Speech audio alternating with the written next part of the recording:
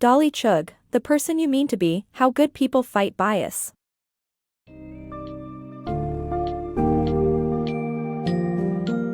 Welcome to the summary of The Person You Mean to Be, How Good People Fight Bias by Dolly Chugh.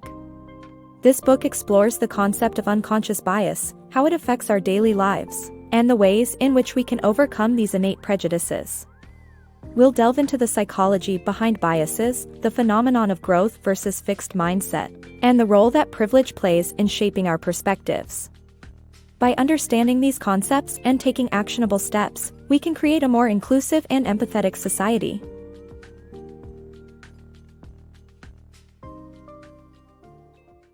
Growth mindset and the power of new experiences. The benefits of having a growth mindset and why it's important to embrace new experiences are highlighted in this summary inspired by the film Autism, the musical. Are you someone who embraces new experiences or sticks with the familiar? Filmmaker Perrin Childs chose to learn about people with autism for his next project, even though he had little first-hand knowledge of the subject. This attitude embodies a growth mindset, one that is open to learning and exploring new things. Having a growth mindset can lead to incredible achievements, whereas a fixed mindset can limit potential. The fixed mindset is when someone believes they're either good or bad at something and aren't willing to try something new. Meanwhile, someone with a growth mindset acknowledges their weaknesses and works to improve them. This mentality provides opportunities for growth, as people can learn new skills and engage in new experiences. Through the film Autism, the musical, Childs was able to explore new perspectives and ideas, creating an award-winning documentary that opened people's minds to the realities of autism. Unfortunately, fixed mindsets often lead to stubborn prejudices that prevent people from seeing the world in different ways. Hollywood is guilty of this, with a lack of diversity in film roles and production. This summary highlights the importance of having a growth mindset and the power of new experiences in achieving great things. It also explores the challenges of overcoming prejudices and the need for more diversity in Hollywood, encouraging readers to be open-minded and embrace new opportunities. Unconscious bias, the automatic associations we make. Unconscious bias refers to the unintentional discrimination that people make based on their accumulated information. With studies showing that people process 11 million pieces of information every second, only around 40 of those are processed consciously. Harvard psychologists Mazrin Banaji, Anthony Greenwald, and Brian Nosek developed an implicit association test, IAT, to measure unconscious bias. Results from this test that required rapid decision-making have shown that many open-minded participants held surprising conservative-minded biases. Some thought they had no racial or gender bias, but the test results proved them wrong. This just proves how unconscious these biases truly are. Acknowledging privilege. A 2015 Stanford study shows that white Americans tend to emphasize their childhood difficulties after being reminded of their privilege. Similarly, high earners in the workplace are more likely to highlight their strenuous work after being reminded of their benefits. However, positive achievement feedback can encourage people to acknowledge their privilege.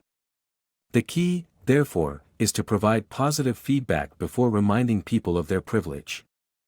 This is because most people believe that admitting their privilege makes their achievements seem unearned. Overcoming unconscious biases. Unconscious biases can be subtle and prevalent, affecting interactions with others.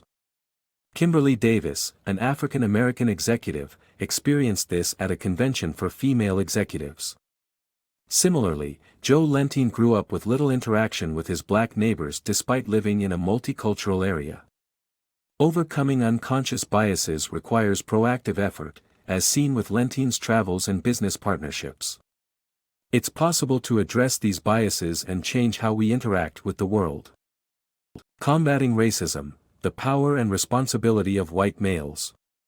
White males have the power and responsibility to help fight against racism and promote workplace diversity. Studies have shown that objections to racist statements are taken more seriously when they come from privileged people, and white male executives are more likely to be perceived in a positive light regardless of their success in creating a diverse team. Minority and female executives, on the other hand, are more likely to be harshly criticized. This bias makes it essential for white males to take action against racism to bring about change in society. Changing racial consciousness. Jodi Picoult's journey through recognizing her own unconscious racial bias led her to write Small Great Things and explore the 3 stages of changing racial consciousness. The first stage is denial, followed by acceptance, and ending a deeper understanding. It is difficult to confront our own denial, but necessary for creating lasting change. The danger of colorblindness. Deflecting racism by claiming colorblindness may seem like a noble act on the surface, but is it really a good thing? Harvard University researchers Evan Apfelbaum and Michael Norton conducted a study in 2008 that showed pretending to be colorblind can actually be perceived as racism. The study found that when paired with a black person, many white participants didn't ask the obvious question of whether the face on the chosen paper was that of a black or white person, unlike when paired with another white person. It also explores the notion of categorizing people based on race and applying stereotypical attributes to them, such as Asians being hardworking or wealthy. These stereotypes can hinder an Asian American's chances of obtaining financial aid or a physically demanding job.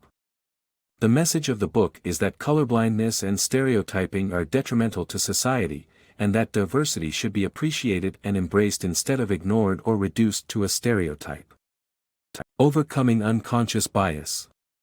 Distractions and technology are making it harder for us to practice active listening, which is essential for building an inclusive workplace. In order to give everyone an equal voice, it's crucial to recognize and consciously combat unconscious biases that can impact decision-making. This includes being mindful of who we give credit to in group projects and actively listening to minority voices that may be overlooked.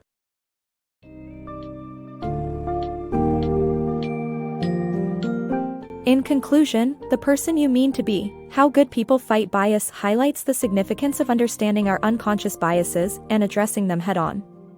By doing so, we can create a more inclusive and open-minded environment. We've learned the detrimental effects that fixed mindsets can have, the importance of recognizing one's privilege, and the steps to alter our unconscious biases. Most importantly, the book teaches us to actively listen and ensure everyone's voice is valued, leading to a more inclusive and fair society.